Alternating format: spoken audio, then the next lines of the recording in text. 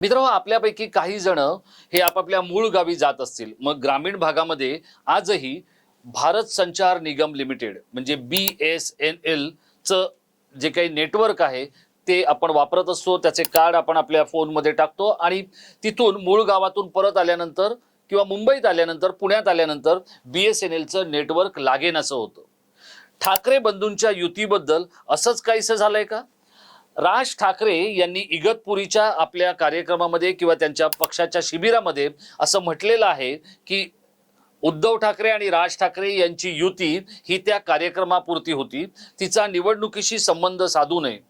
निवडणूक येईल त्यावेळेला बघू याचं काय करायचं ते.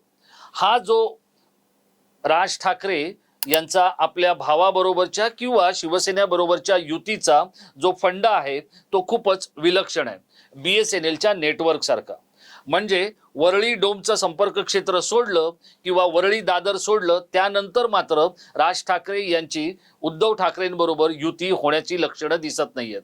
पण दुसऱ्या बाजूला त्यांनी निवडणुकीच्या काळापर्यंत थांबा, निवडणुका आल्यानंतर बघू असं म्हणून ती चर्चेची कवाडं जी आहेत ती उघडी ठेवलेली आहेत.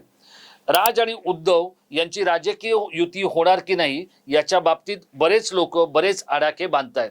पण प्रत्यक्षात राज ठाकरे यांच्या डोक्यात काहीतरी भलतंच सुरू आहे.